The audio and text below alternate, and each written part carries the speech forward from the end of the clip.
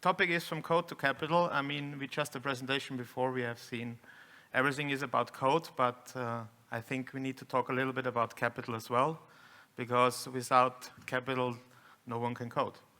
So, who is still believing in this, that blockchain will replace banks? No one? It's somehow sad, but what will we do? Or what will our industry be do? Anyone an idea? Also do not. Okay, that's good. Maybe that helps you. So technically, we most likely will not replace banks. And I think what we need to understand is also to, like in the beginning, when there was the internet, everyone was thinking that the media gets completely replaced by the internet. I think internet is just become a substrate where media is now living on. If you look now 20 years later, internet was a technology. Now the biggest media industry is basically digital. And I think similar things will happen as well in the financial system. So why does it happen? Because blockchain is a technology which helps us to do things much more efficient. In the beginning, we were always thinking we will replace them. If you were in the blockchain space in the early days, it was basically the core idea, we hate the bankers. I think we are luckily beyond that. So, okay, quick to me, I'm Juergen Hoebarth.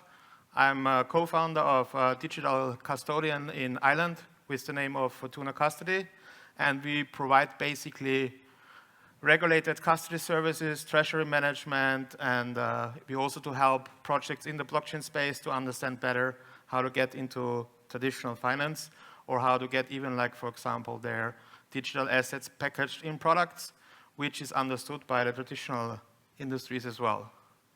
So where we are now, so basically, I think we became pretty good to have taught code how to move money, but now we must make it much more trustworthy, because as a developer, a builder, there's a saying, we trust in code, but I think we need to understand not everyone is simply trusting in code, there needs to be more. So where do we come from? Because we need to understand how an industry is developing and evolving. So in the early day, it was all about ideology. It was Bitcoin, we basically replace everyone, we make the world a better place. Then literally we had a very crazy experimental phase, which also where ecosystems were growing, because in the beginning it was just about transferring the money. Suddenly it was what I always call it programmable money. I think once this term of programmable money came up, or programmable value transfer, people really started to understand where it's going. I mean, yeah, we had this one, which was basically, I call it always chaos. Valuations were crazy, projects were crazy, projects were blowing up. People think it's bad, but everything in terms of how an industry evolves, you always have those kind of cycles. I would say we are now a little bit in this area now, where we try to have learned what happened in the past, in the first, second, and particularly in the third area, and that now we are trying to do it a little bit more structured, and also to, I think, give credibility to the industry as well from an outsider's perspective. I mean, this is something which I will come back later. What will be the fifth area? Because everyone now is thinking, I mean, alt season and stuff like this, but in reality, my personal perception is there will be no alt season anymore ever, because that was part of a different era when there was the speculative part. Now I think we are going in a lot of things where everyone is talking about AI. I think that the topic, which is about agentic and autonomy and automation, there can blockchain play a very efficient role as well in the financial industry sector. So what happens technically is, as it always happens, technology scales faster than trust, than people understanding what it is. I can give you an example. I was involved in some project where they talked about digital identity the first time 15 years ago.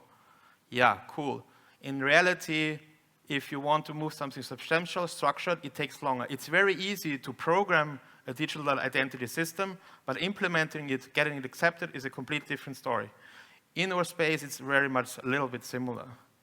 I mean, this is like a very interesting meme, what I always present somewhere. because I think the world of builders, developers, and Orspace sometimes not speaks the same language as the big money. If we say it in code we trust, the answer would be, do I really do? So the question is, we need to understand why it is like that. So what I always call it like CCC, I mean, Chaos Computer Club, I don't know if anyone knows that. That was a hacker club in the past, but nowadays I think it's about different CCCs.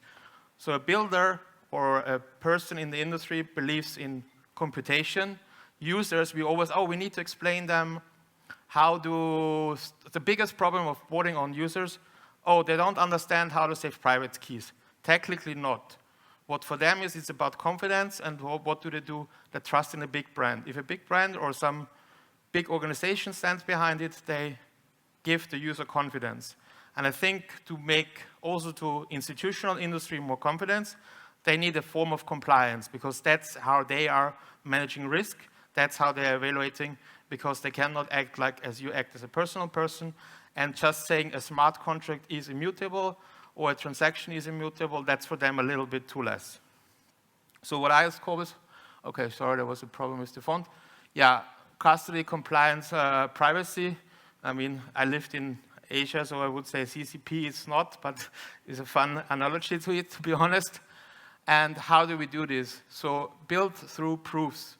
So we need to really give proof that what we are doing is solid. I think our industry is old enough to be able to do that.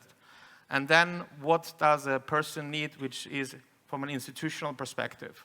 So I think they need some form of custody, which defines control over the assets and a clear governance, who is responsible for it, who was doing a transaction, why it was done, and proper documented as well. Then compliance, compliance is needed because, if you are like a larger organization, you cannot just deal with someone which is just trying to run a scam on you. You need to have some confidence there as well. And then, for example, what's very interesting, and it's a little bit crazy in one way, we talk about transparency, but also if you imagine, would any one of you be happy that everyone would be able to see how much salary you're getting on the blockchain? If you think about this, I also do think no. So I think that topic privacy is a big topic when we are going over the next 2 decades. It's similar, I had interesting discussions today as well. Imagine what the signal would be sent if you would know each bank how much they are doing something. So it would be completely transparent, but I think it's not possible. I think what's about having privacy in a form where it is a selective transparency. So what makes you as a project win in that industry? There's always a market where you can build for DGens because our space is full of them. There's always a market to build for retail, but retail is not stupid anymore. If you want to build for institutionals, there are 2 ways. Yes, our industry itself is large enough to sustain itself. I mean, looking about Hyperliquid, it's a complete ecosystem which is thrown to itself, purely of people who are interested in trading. For example, there are other ecosystems where it's purely people are interested in terms of how technology works. But to move forward, you need to be also aware, you need to open yourself. I mean, in the earlier days in the blockchain world, I was thinking that, how to explain it, that people will meet in the middle, but we are seeing now, it's very funny for me, we all celebrate now these digital asset treasury instruments, which technically is completely against the ethos what we were talking before. But okay, I call it also to like, what do we need now? There needs some form of code, some form of custody, compliance, and then like governance needs to be involved as well, because that's what institutional money flow, if you want access to it, if we as an industry want access to it, we need to provide and need to be also aware of that's how they understand it, that's how they speak it. So yeah, innovation must speak the language of trust. Because in reality, what we are saying, and we talked about it before, everyone understands something different what trust means, but we need to understand, if we want to include everyone, what their definition of trust is. Okay, control creates confidence. Yeah, could be a little bit seen the wrong way as well, but control in the sense of like there is a clear definition of what is going on, and that is one of the things where I think if you are focusing on this in the couple of next decade, you will do good. Okay, and technically, if we talk about capital, capital itself is not really afraid about our industry. They are all capital or formation of capital. Everyone is like really used to take high risks, but calculated high risks. So we need to be able to make it for them easy to understand as well. And yeah, waiting for clarity. Technically, trillions of dollars are waiting. We need to see it. Why does big capital even move into our space? Because they expect more yield, let's say it this way. Or also to faster innovation, less costs. In the future, I mean, we see it now. Amazon announced, I think yesterday, they're laying down 30,000 people. They're saying it's because of AI, but in reality, I'm assuming it's not only because of that. Okay, yeah, what should we do from a developer perspective? I think turning risk into an opportunity. We need to be aware, yes, KYC and AML for some part of the industry is basically necessary. And don't see always, I mean, myself, I always say from shit token to regulated business. But in reality, we need to be aware. I mean, I don't know who of you guys is very long in. I can remember in the early days when there was a project starting, it was like 50 people in a Skype call, someone flashed up a ETH address or whatever, and people were contributing. You didn't have any trust in terms of, you were trusting in the community, you were trusting in that person. But I think down the road, as the community is larger, I don't know anymore whom to trust. Okay, alpha alert, what I always call, we are not shilling tokens because we even don't have a token and there's no need. But alpha alert in the sense of agentic area. I think this is something where blockchain will be paid part. That's also to where the whole transition will come when we are talking about entering proper financial rails. So blockchain is basically the memory of all of this. AI will be the mind, and hardware is kind of the motion, because we also do need to think about the whole IoT industry. And I think this will kind of be the trajectory where the whole industry goes in the future. I think it will be not a trajectory that we are opening another online casino because they are just not really where all technology is built and where it's really valued. So I think most of the people, or the industry, I always call it, exists a decade, which is around 12 years now. Where we have come is pretty far, to be honest. In another way, every one of us, because we are in the digital world, is normally moving faster. But outside of this room here, if you just go next door into a restaurant, the person knows as much about blockchain, as much about this industry as he most likely knew 6 years before.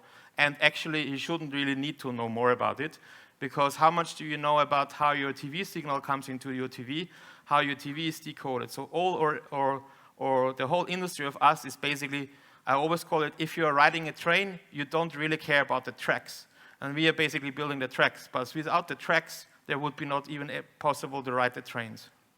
Okay? Blockchain isn't really replacing finance.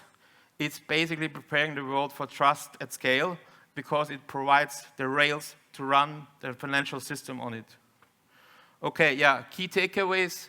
Readiness is the new distribution, so be ready when this is coming, because when it's coming, those which are understanding this part of the industry will basically win. It will be not the one which is paying, I don't know, an exchange 10% of their supply and a couple of millions to be listed. Yeah, that's not even a sustainable business. That's area 3, where it was about speculation. I think now we are completely at a different end. Capital fears ambiguity, not blockchain at all. So that's not the problem for them. Programmable trust turns risk into reliability. We are all very smart people, but we need to understand it doesn't mean that everyone else is understanding what for us certain things mean. So be ready to adapt to them. If you are able to explain it to them in a very concise way and wait for them to trust, they are basically happy to play with us as a calling. Blockchain isn't replacing finance, it's preparing for it. And yeah, we are industrializing confidence, that's what I call it, because trust is about confidence, reliability is about confidence. Thank you very much. Let's make the industry ready for the capital, which is everyone saying is coming. I mean, we see it, but I think we can only do this together. Yeah, if you want any more information about me, just type my name into Google, or one of the companies I'm involved or which I own is like Fortuna Custody, which you can find under Fortuna Solutions. What we are doing as Fortuna Solutions, we help developer projects, the DeFi industry and the TradeFi industry with those financial or with those instruments we are having to build basically the bridge for them. Okay, thank you very much.